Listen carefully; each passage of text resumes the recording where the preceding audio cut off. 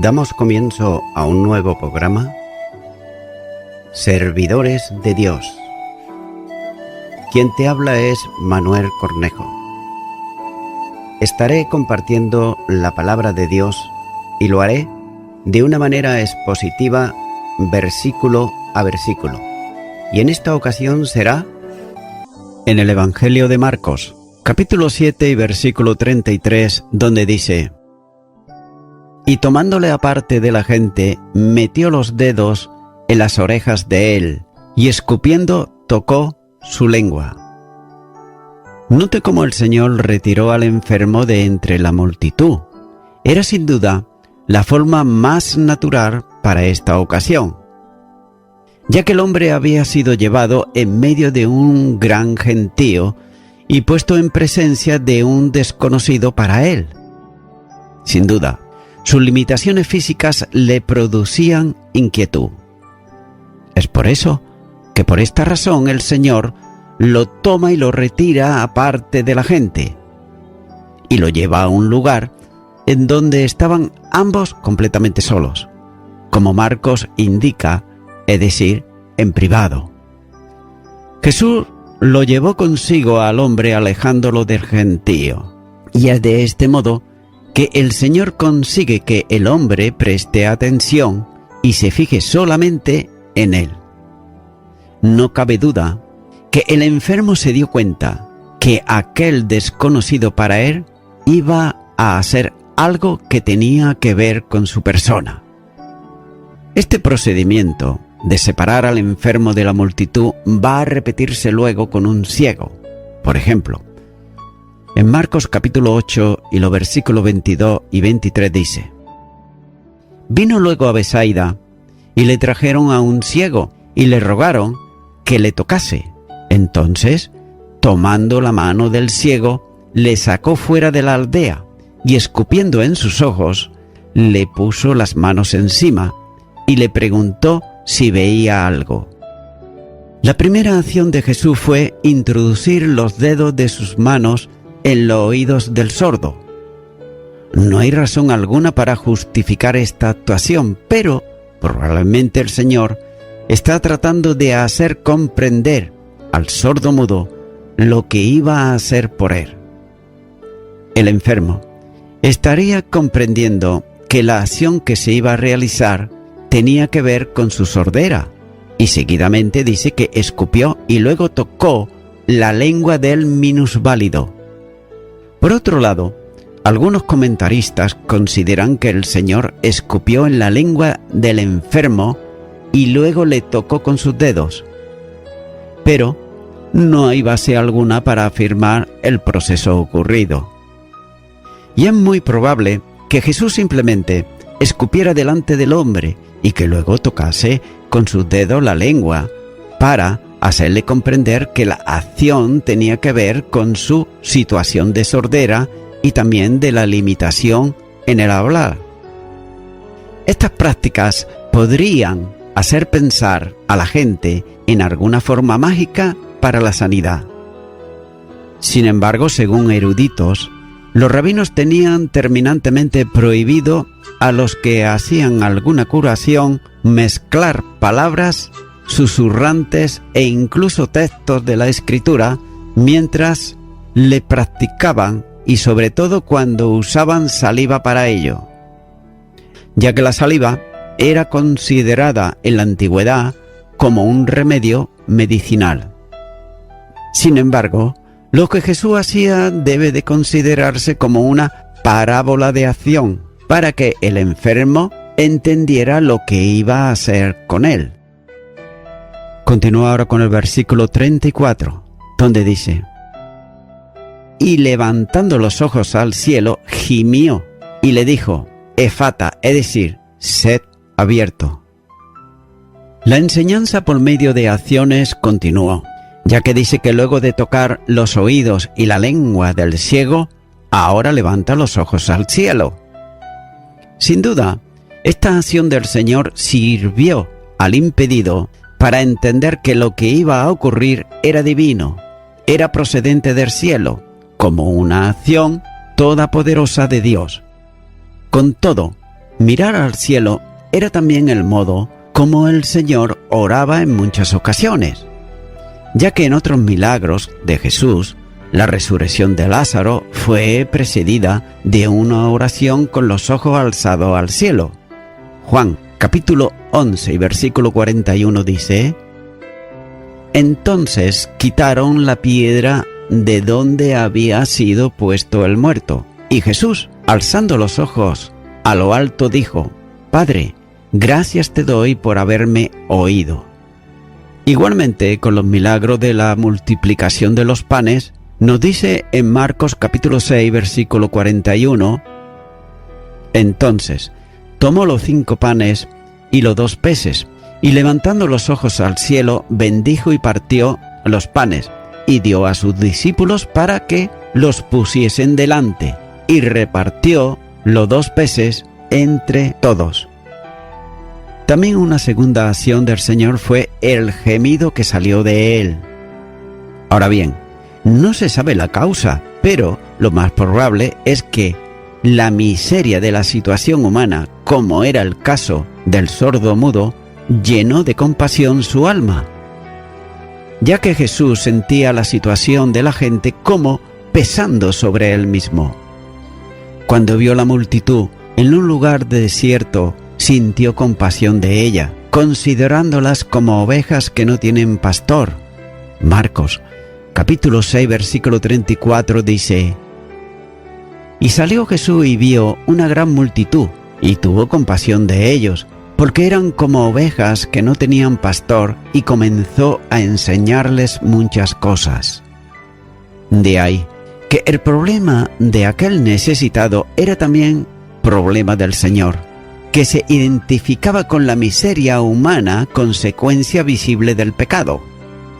El gemido del Señor podría ser también una manifestación de oración silenciosa al Padre, no pidiéndole autorización para obrar el milagro, sino como comunicación habitual con Él, ya que no debe de olvidarse que también el Espíritu intercede con gemidos indecibles. Romanos, capítulo 8 y versículo 26 dice: Y de igual manera el Espíritu nos ayuda en nuestra debilidad, porque ¿qué hemos de pedir como conviene? No lo sabemos, pero el Espíritu mismo intercede por nosotros con gemidos indecibles. Finalmente, Marcos recoge la orden de autoridad que Jesús dio para vencer la enfermedad y remediar la situación del impedido.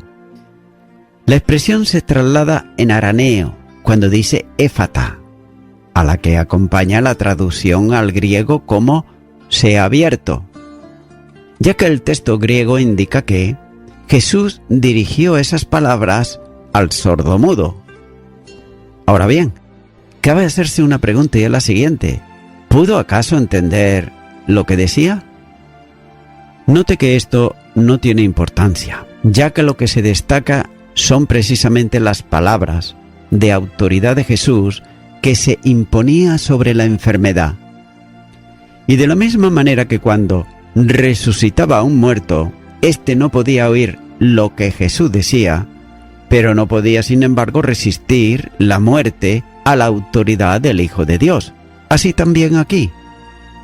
Tal vez el hombre no oyó ni entendió aquellas palabras, pero la enfermedad tuvo que salir a la voz de la autoridad divina expresada por Jesús.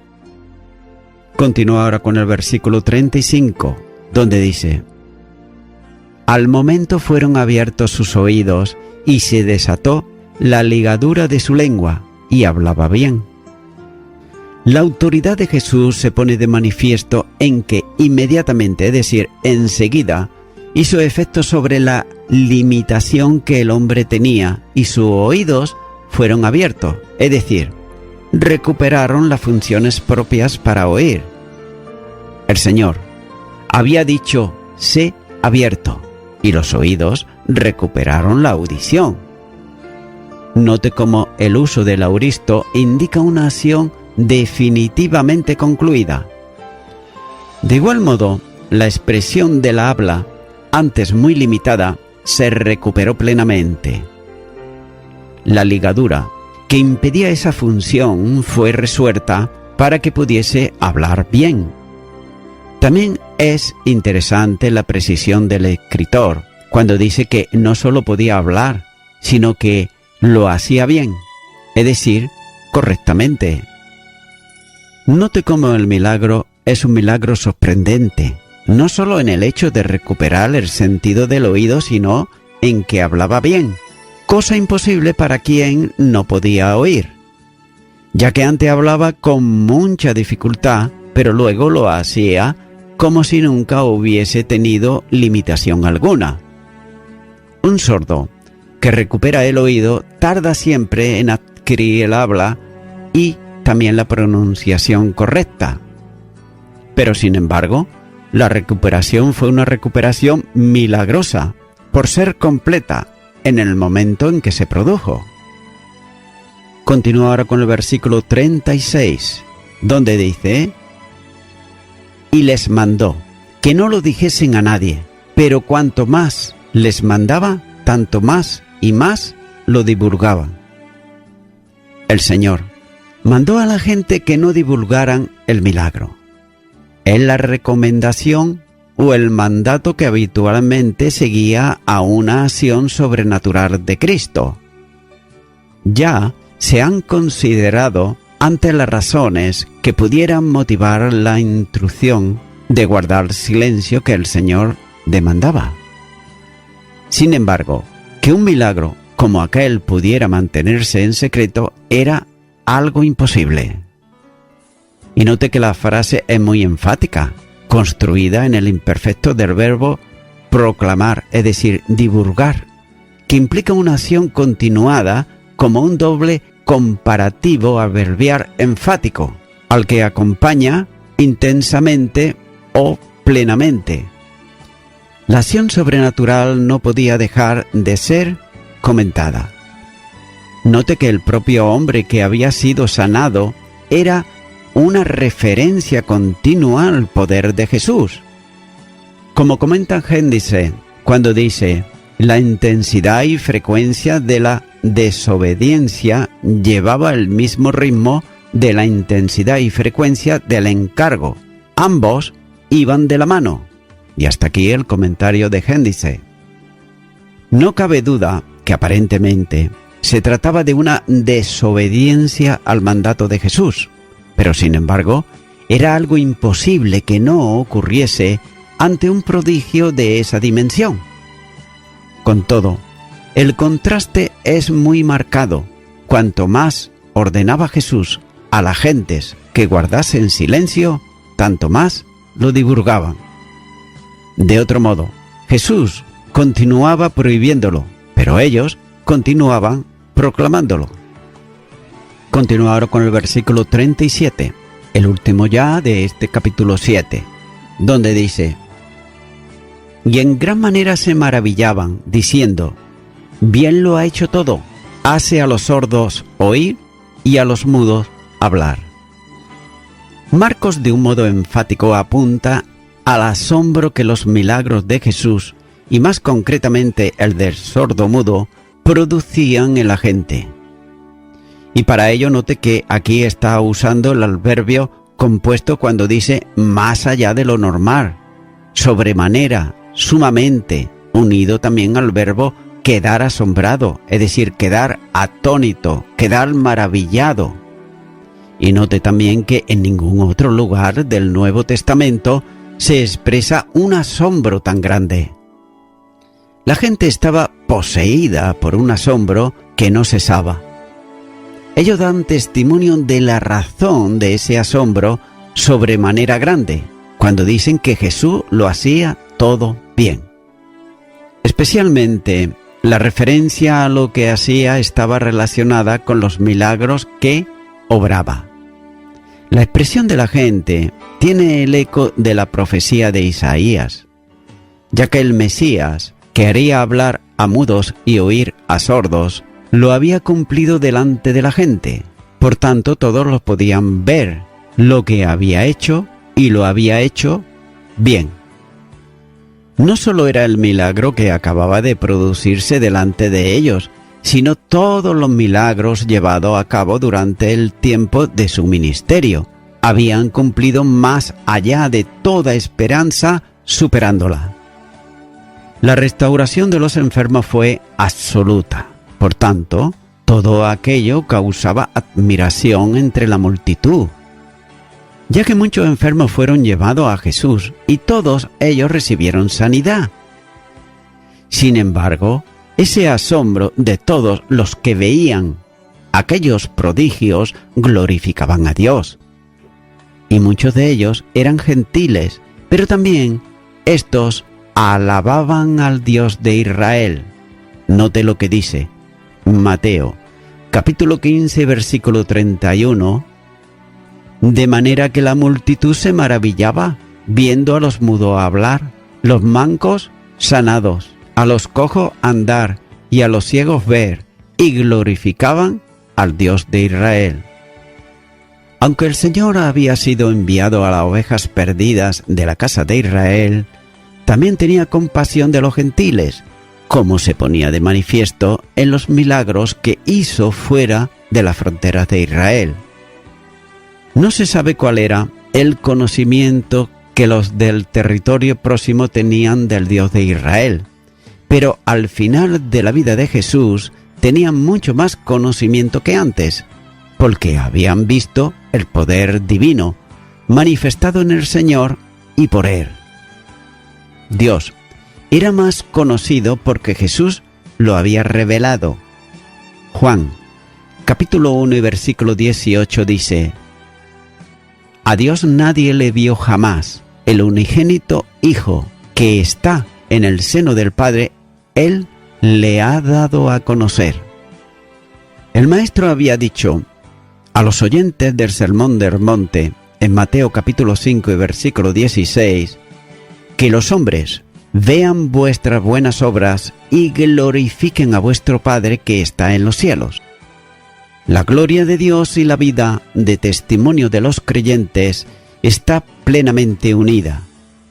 El Evangelio, que transforma la vida de los pecadores que creen, hace que sus obras, que eran antes malas a causa del pecado, sean ahora buenas. El buen obrar del cristiano no es consecuencia de su esfuerzo personal, sino que como hechura de Dios en Cristo, vive como el Señor, haciendo bienes, esto es, andando en las obras que Dios ha determinado de antemano.